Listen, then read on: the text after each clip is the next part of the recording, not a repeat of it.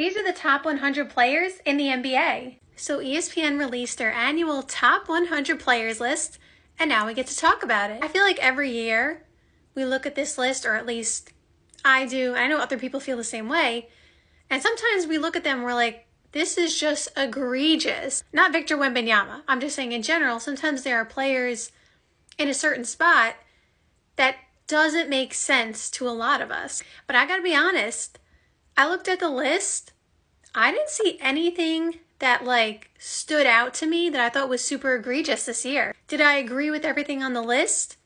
No. Like, I looked at some things and some players where they were, positioned, and I thought to myself, I don't necessarily agree with that ranking, but I also didn't have a good answer on where to put them.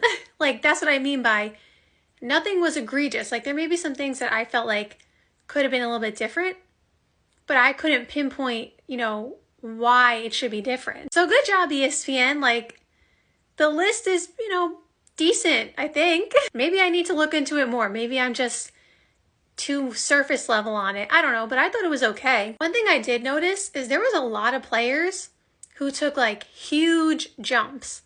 Like, I saw a bunch of 30 plus, gainings on their rankings. So like Scotty Barnes here, he went up almost, 30 positions. I saw the same thing for Emmanuel Quickly. And I'm not saying these players didn't deserve to go up, 30, ranking points or whatever. I'm just saying there was a bunch of them. Chet, which we'll talk about in a second, he went up from like 72. Obviously Wemby, but like he's a different scenario. And there was Derek White, who wasn't even on the list last year, is at like 39. And shout out to Derek White because he's a very good player. I'm just saying there were so many players I saw that literally jumped so many positions. It was crazy. First, we got to talk about Victor Wembanyama. Again, I actually don't disagree with this ranking. Like, there were players who were, just slightly below him who you could argue for that is potentially better than him at this, time. But at the same time, I really don't see an issue with it. Like, Wembanyama is really that good. So I don't have a problem with this. It is crazy, though, in his second season, and he didn't even start his second season yet, that he's literally about to crack the top 10. Shout out to Jalen Brunson. I know Knicks fans love this. Jalen Brunson being number 12 on the list, well deserved. And some of the names that he was above, I guess, so to speak, or below, however you look at it, were names that people in general might have put ahead of Jalen Brunson last year. Like Ja Morant was 20.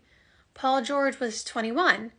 I think Devin Booker was like 15. Anthony Davis was 13. Tyrese Halliburton was 16. Maxey was 19. So like, those are all good players. But Jalen Brunson is that guy. So shout out to him. Here's Tyrese Halliburton being 16 on the list. Again, I don't disagree with this. Like, Halliburton is really good. I don't really have an issue with it. Again, if I like sat and analyzed every single player on this list, maybe I could figure out how to move some players around, but like, again, it just seemed basically fine to me. Here's Devin Booker at 15. Like I said, this is one of them where I felt like I would have personally put Ja Morant over Devin Booker, in my opinion, and Tyrese Halliburton over Devin Booker, and maybe even Tyrese Maxey, but like, that's debatable. But it's always a matter of opinion. But personally, I feel like Tyrese Halliburton obviously is not the scorer that Devin Booker is. Like, he can score, but Devin Booker can score on another level.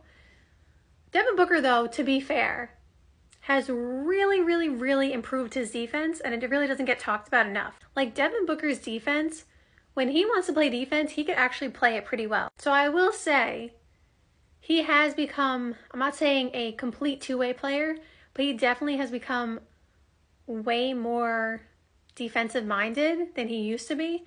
And so that definitely does help his ranking. Here's Chet, another one who took a huge jump from 73 to 32. This was one of the ones where I kind of disagreed with, but also, like I said, I was struggling to figure out where I would put Chet instead. Because I don't disagree that as soon as he came back, and I understand Shea obviously had an MVP caliber season. And Jalen Williams, J-Dub on OKC, obviously had a great season and took a step forward. And the whole team played well. But it was just like as soon as Chet got there, they became the #1 seed and everything changed. So it's really hard to ignore his impact, and we know he's obviously a good player. And so again, I don't necessarily disagree with him being 32. I just don't know if I agree, but I feel like I don't know where else I would put him. And that's really my opinions on the list. Like the Scottie Barnes one, we'll go back to that for a second. I don't necessarily disagree with it. Like Scottie Barnes, by the way, basically had a triple-double yesterday, or was that 2 days ago? I think it was yesterday. Like that young core in Toronto, look out. Scottie Barnes, Quickly, and RJ Barrett. And obviously they are going to, you know, continue to draft players and build their culture and all that stuff. But those 3 players are all really good players. And I don't remember exactly who was, you know, above him or below him. So I can't exactly say he should be ahead of whoever it was. But again, I don't disagree with his ranking. Like Scottie Barnes is really that good. And shout out to Darko, the coach, because if you know, you know. His post-game interview after they played the Lakers that one game. I think it was a post-game interview, I'm pretty sure. Yeah, obviously that would make sense because they lost.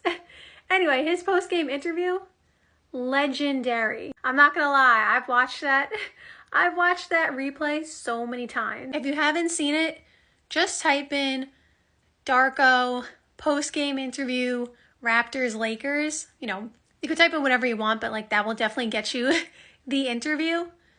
The whole thing, like all of it is just top tier. Shout out to ESPN because I think they made a pretty good list this year.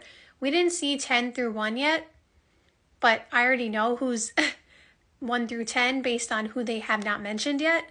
I don't know if you want me to spoil it for you, so I won't. I guess the order in which they put the top 10 can be controversial.